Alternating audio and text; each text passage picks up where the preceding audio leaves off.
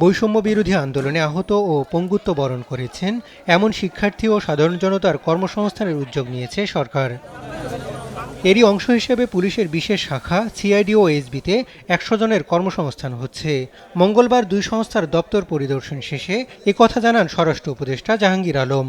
আমাদের যারা আহত হয়েছে তাদের একটা কর্মসংস্থানের কিভাবে ব্যবস্থা করা যায়, আমরা আমাদের এই ডিপার্টমেন্ট পুলিশ ডিপার্টমেন্ট থেকে আমরা অলরেডি একটা প্রপোজাল পাঠিয়েছি যে যারা আহত হয়েছে তাদের আমরা কিছু যেন আমরা পুলিশে অ্যাবজর্ব করতে পারি। সবাইকে তো সব জায়গায় দেওয়া যাবে না, যেই জায়গায় যাকে দেওয়া যায় ওই জন্য আমরা তাদের একটা কর্মসংস্থানের ব্যাপারেও আমরা আলোচনা হয়েছে এবং আমরা খুব তাড়াতাড়ি হয়তো তাদের থেকে কিছু আমরা নিব যারা আল্লাহ দিলে তাড়াতাড়ি সুস্থ হয়ে গেছে।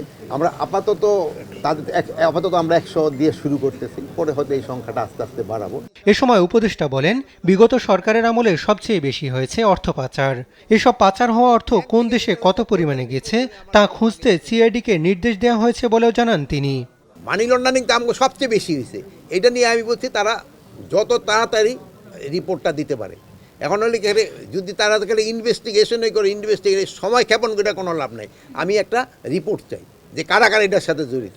এখন আমি যদি ইনভেস্টিগেশন করতে আমার ১.৫-২ বছর ৩ বছর চলে যায়, ওইটার তো কোনো কার্যকরিতাই থাকে না সেই সময়। এই জন্য ওনাকে ইনস্ট্রাকশন দেওয়া যত তাড়াতাড়ি সম্ভব। দিনক্ষণ অবশ্য ঠিক করে দেওয়া হয় না, আইজি সাহেবও ছিল, আমরা ওনাদের বলে দিচ্ছি।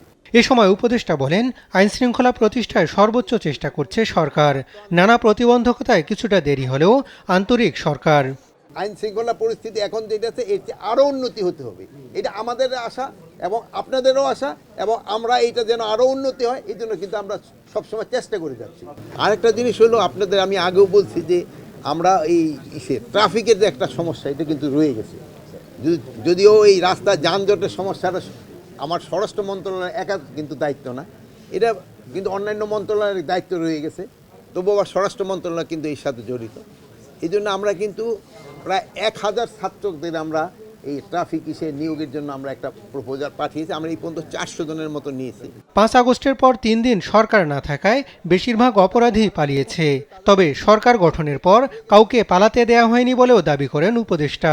৫, ৬, ৭ পর্যন্ত তো কোনো সরকারই ছিল না। ইনফ্যাক্ট ওই সময় কোনো, আপনারই বলছে, ওই সময় তো এই সরকার ওই টেক ওভারই করে নাই। ওই সময় অনেকে পালিয়ে গেছে, ওই সময় অনেকেই পালায় গেছে, এটা অস্বীকার করার কোনো উপায় নেই। ওই সময় অনেক পালায় গেছে, বাট এরপরে গেছে কিনা আপনারা দেখেন, এরপরে হয়েছে কিনা, যে সময় আমরা অলরেডি পাওয়ার নেওয়া হয়েছে এরপরে হয়েছে কিনা যদি হয় বলেন। এখন যেই সময় আমরা ছিলাম না আর যেই সময় একটা দেশে এইরকম একটা অরাজকতার পরিস্থিতি, সেই সময় তো অনেক কিছুই হয়েছে। ইভেন দিয়েও চলে গেছে, এই পার্শ্ববর্তী দেশেই তো সবচেয়ে বেশি বর্ডার দিয়েও চলে গেছে।